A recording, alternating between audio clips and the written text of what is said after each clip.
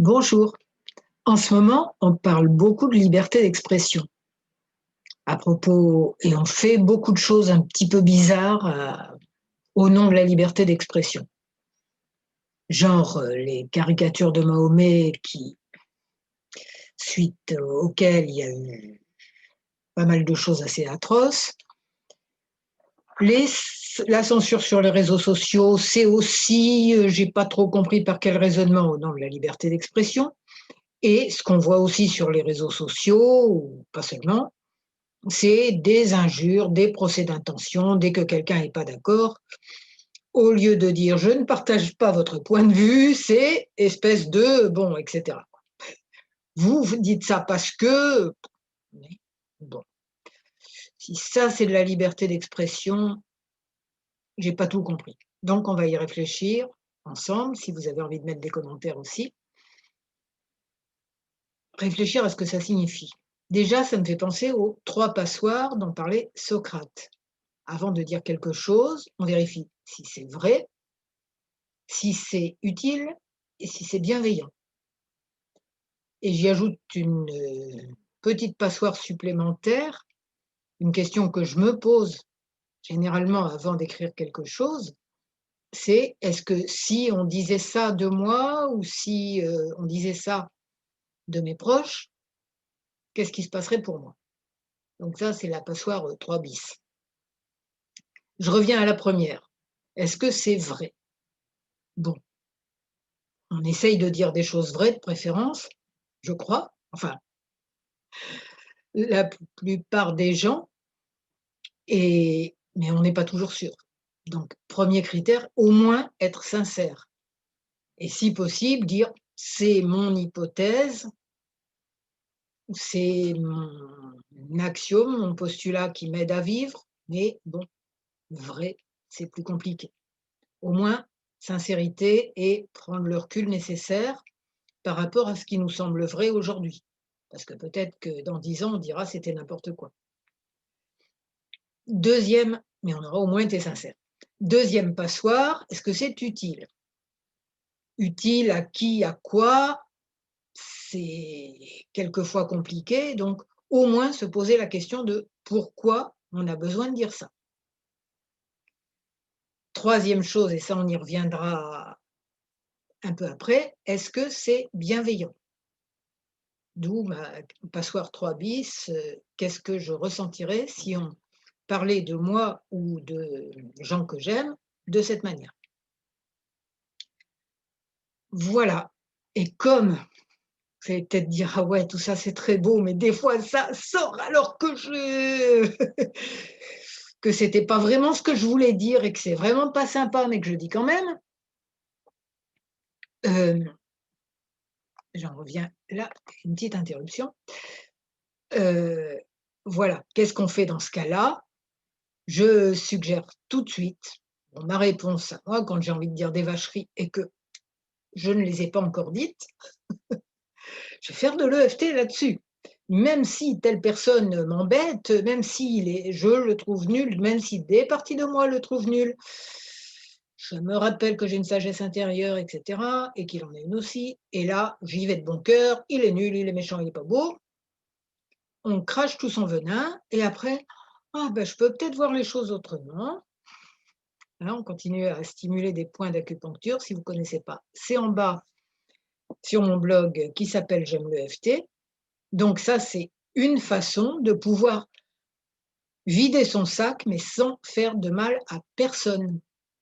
Et ça clarifierait bien des choses sur la liberté d'expression.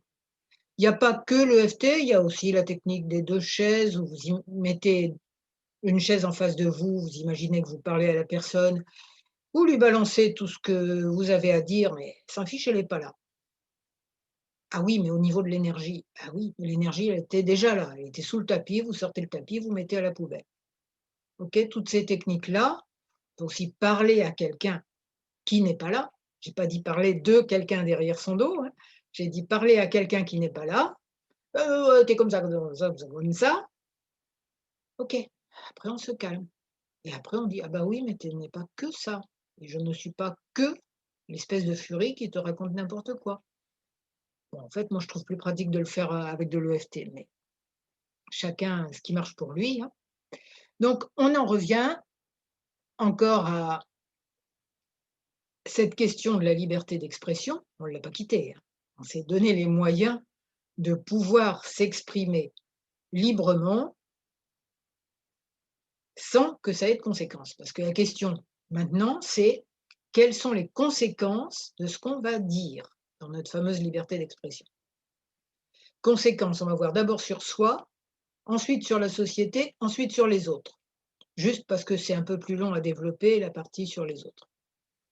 Donc sur soi, on sait très bien qu'on ne va pas dire n'importe quoi, n'importe comment, parce qu'on pourrait avoir des conséquences franchement pas agréables. Je prends un exemple évident. Si on dit maintenant que la Terre est ronde, enfin sphérique, bon, ça dérangera pas grand monde. Peut-être qu'au pire, on se prendra un commentaire des gens qui pensent que la Terre est plate, mais ça va pas nous, ça va pas nous tuer, quoi. Par contre, dire que la Terre est sphérique au temps de Galilée, ça pouvait être très, très, très chaud, chaud brûlant. Donc vous voyez qu'on sait très bien qu'on ne va pas dire, n'importe quoi à n'importe qui dans n'importe quel contexte. Pareil, des fois, juste pour éviter d'entendre «Allez papy» en boucle sur tel ou tel sujet d'actualité, où vous savez très bien que si vous esquissez le sujet, vous en avez pour 3 heures, vous n'allez pas le dire. Vous avez la liberté de le dire à n'importe qui d'autre, sauf à lui, ou à pas mal de gens, sauf à lui. Donc la question, c'est: quelles vont être les conséquences sur moi de ce que je vais dire? Et autre part, est-ce que je suis prête à en assumer les conséquences?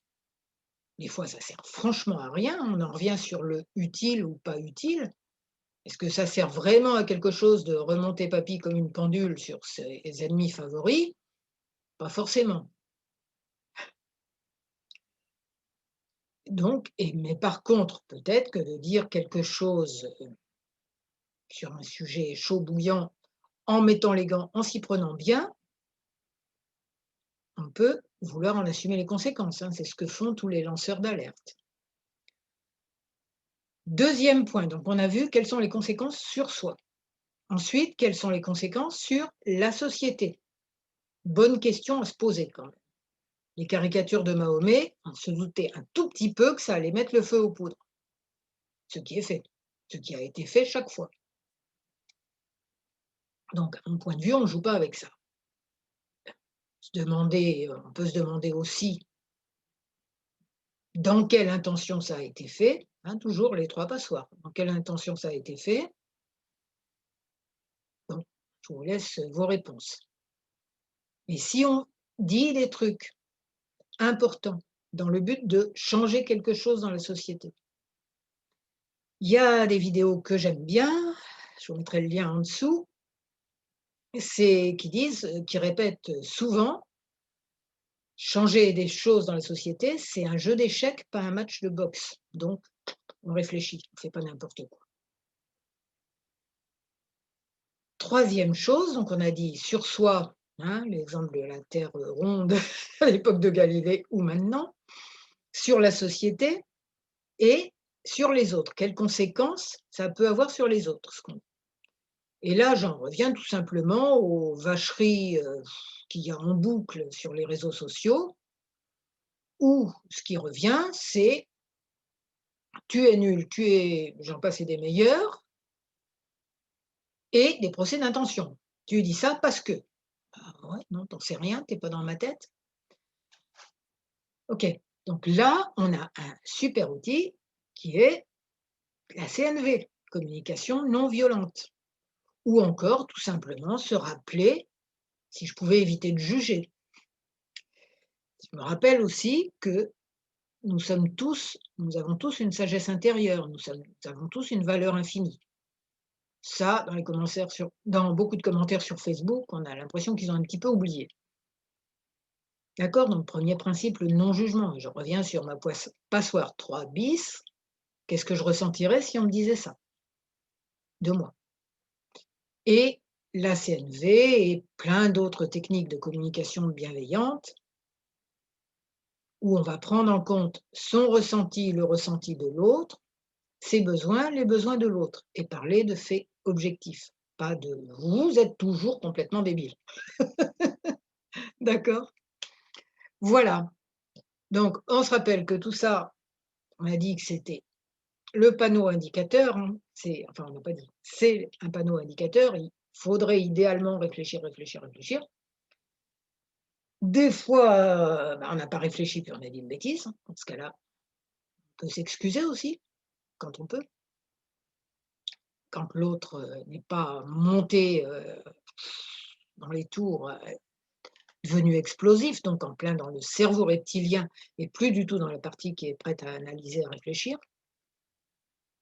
Voilà, donc on peut s'excuser dans certains cas et puis pour éviter, en prévention, hein, je redis, pour éviter de dire trop de bêtises, ben, on commence par les dire en faisant de l'EFT, par exemple, et puis quand on est calmé, là, on peut parler. Voilà, donc j'espère que cette vidéo vous a intéressé. Si c'est le cas, vous mettez un j'aime, vous abonnez à ma chaîne YouTube et à mon blog qui s'appelle J'aime l'EFT, à ma newsletter, hein, pour être au courant de voilà, ce qui se passe sur le blog et donc je vous remercie et si vous avez des commentaires à faire, je souhaiterais qu'ils soient bienveillants, qu'ils respectent, les 3 passoires, bis et je vous souhaite d'être très heureux, d'avoir des super relations avec les gens, d'être très heureux.